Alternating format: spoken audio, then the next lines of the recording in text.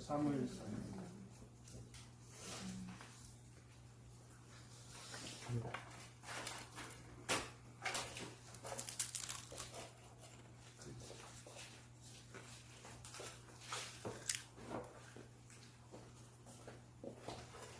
사무엘상 2장.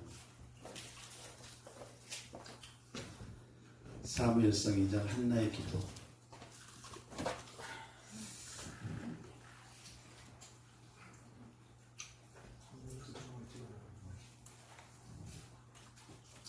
우리 만왕에도 한나와 같은 이 슈퍼 파워 우먼이 많죠. 우리 목사님을 위시하여서 이 여전사, 그렇죠? 우리 희영중 사님, 또 우리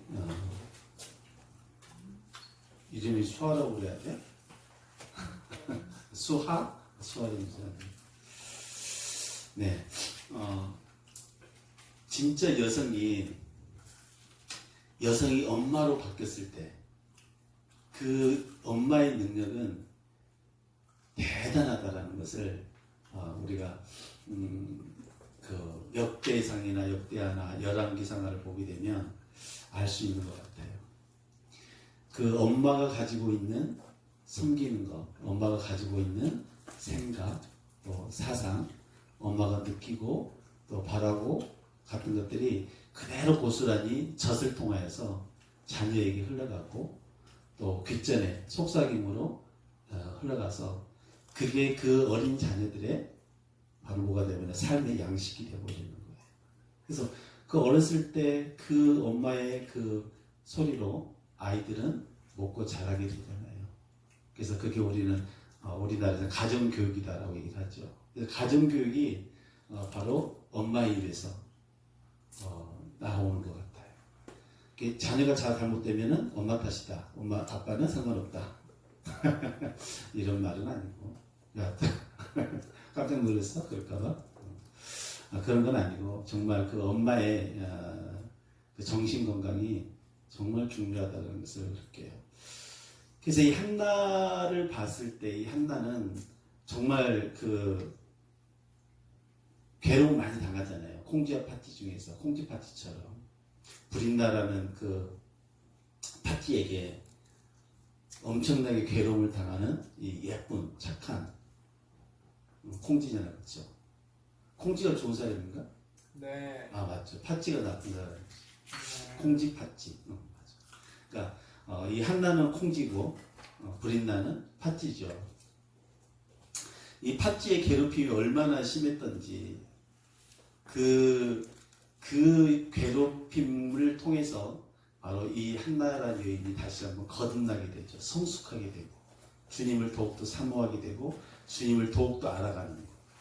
그래서 이게 참 마음에 드는 것 같아요. 그래서 우리에게 닥쳐오는 주변에서의 이런 갈굼, 괴롭힘, 또 시련, 고난, 고통 이런 것들이 육적으로 보면 고난이고 힘들고 고롭지만 이 한나처럼 그거를 승화시키면 주님 앞에 가서 털어놓고 주님한테 그 모든 고민을 털어놓고 주님을 더욱 가까이 했을 때 결국은 한나 편을 들어주시잖아요. 사모이라 걸쭉한 아들도 주시고 또 마지막에 뭐 아들 셋과 딸 둘을 주나요? 그래서 5명까지 주잖아요. 그런 걸 보게 되면 완전히 역전되죠. 완전히 역전되죠. 하나님의 사랑도 받고 남편의 사랑도 받고 자녀의 축복도 받는, 그러니까 모든 축복을 막판에 다 받게 되는 것이 한나잖아요. 그래서 이 한나가 하나님을 알기를 어떻게 알았나 라는 것이 한나의 기도 같아요. 그래서 이 한나의 기도에는 브린나한테 당했던 그 서러움의 마음도 고스란히 묻혀져 있고 또 하나님에 대한 그 하나님이 누구이신지도 정확하게 알려주는 것 같아서 한나의 기도가 참 좋은 것 같아요. 그래서 제가 한번 시 낭송하듯이 한나의 기도를 한번 낭독을 해드리겠습니다. 눈을 감고 이 자신의 음성으로 하나님께 올려드리는 기도가 됐으면 좋겠습니다.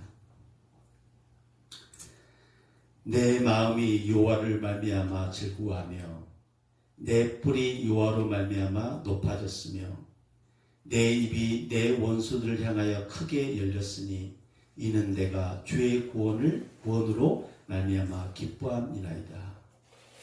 여호와 같이 거룩하신 이가 없으시니 이는 주밖에 다른 이가 없고 우리 하나님 같은 반석도 없으심이니이다. 심히 교만한 말을 다시 하지 말 것이며 오만한 말을 너희의 입에서 내지 말지어다. 여호와는 지식의 하나님이시라. 행동을 달아보시느니라. 용사의 활은 꺾이고 넘어진 자는 힘으로 띠를 띠도다. 풍족한 자들은 양식을 위하여 품을 팔고 줄이던 자들은 다시 줄이지 아니하도다. 전에 임신하지 못하던 자는 7을 낳았고 많은 자녀를 둔 자는 쇠약하도다. 여호와는 죽이시기도 하시고 살리시기도 하시며 수월에 내리기도 하시며 거기에서 올리기도 하시는도다. 여호와는 가난하게도 하시고 부하게도 하시며 낮추기도 하시고 높이기도 하시는도다. 가난한 자를 진토에서 일으키시며 빈곤한 자를 거름더미에서 올리사 귀족들과 함께 앉게 하시며 영광의 자리를 차지하게 하시는도다. 땅의 기둥들은 여호와의 것이라. 여호와께서 세계를 그들 위에 세우셨도다. 그가 그의 거룩한 자들의 밭을 지키실 것이요 발을 지키실 것이요 악인들은 흑암 중에 잠잠하게 하시리니 힘으로 이길 사람이 없음이로다. 여호와를 대적한 자는 산산이 깨어질 것이라. 하늘에서 우레로 그들이 치시리로다. 여호와께서 땅 끝에서 심판을 내리시고 자기 왕에게 힘을 주시며 자기의 기름 부음을 받은 자의 뿔을 높이시리로다 하니라. 아멘. 이게 한나의 기도예요, 그렇죠? 이게 한나의 기도죠. 그래서 정말 한나는 하나님을 참 잘 알고 있는 것 같아요, 그렇죠? 이 시를 보게 되면 제대로 하나님을 창조주로 또 전능자로 잘 알고 있는 것 같아요. 근데 우리는 그 알미 전지전능하신 주제 되신 하나님 이렇게 짤막하게 그냥 짧은 단어로 이야기하지만 한나는 그런 무지부지하시고 뭐 이런 단어가 아니라 정말 하나님을 속속들이 하나씩 잘 알고 있는 것 같아요. 그러니까 이 한나는 이 괴롭힘을 당하기 전부터 주님을 한참 사모했던 여인이었다라는 것을 우리가 미루어 짐작할 수 있죠. 그러니까 이 여인의 삶이 어땠는지를 바로 하나님은 계속 보아오셨기 때문에 이 한나를 통해서 또 영광을 얻기 위해서 한나를 충분히 사용하셨던 것을 보죠. 그래서 이 우리가 삶 속에서 이 살아가는데 이 성경에 나오는 인물들을 보게 되면 대부분 막 위대한 사람들이 많이 써져 있잖아요. 왕들, 그 다음에 제사장들, 그 다음에 또 무슨 예수님의 제자들. 근데 진짜 그런 생각을 한번 해봤어요. 이 성경에 나와 있지 않았던 그 하나님을 믿는 백성들, 그 백성들을 한번 생각해 보게 되면 그게 나이지 않을까? 내가 그 중에 하나가 아닐까? 그렇다면 이 수많은 그 성경에 그르지 않는 그 하나님을 신실하게 믿는 하나님의 백성들의 삶은 어땠을까? 말씀이 없는 또 주가 이끌어가는 목자가 없는 그런 이스라엘 땅에서 그래도 광야에서 나오고 그래서 선조들한테 들었던 하나님이 계실 텐데, 그렇죠? 아무리 말씀이 없다 하더라도 그래도 하나님을 믿는 백성들은 있었을 거란 말이에요, 그렇죠? 주님이 7,000명의 군사를 남기셨던 것처럼. 그래서 그 삶 속에서 성경에 그려지지 않았던 그 하나님의 백성들의 삶, 매일매일 삶을 나타내지도 않아요, 그렇죠? 성경에 기록된 것들은 특별한 이벤트가 있는 것들, 하나님의 인재가 임하였던 것들, 이런 것들만 그려져 있는데 평상시의 삶들이 나와 있지 않거든요. 어떻게 아침에 일어나서 무엇을 위해서 있고 하루 종일 무엇을 위해 살아갔으며 이런 시시콜콜한 것들이 일기로 기록된 게 없어요. 그렇다면 이들은 과연 삶 속에서 매일매일의 삶들을 어떻게 꾸려가면서 살았을까? 다윗은 매일매일 삶을 어떻게 살았을까? 또 일반 백성들은 어떻게 살았을까라는 생각을 해보거든요.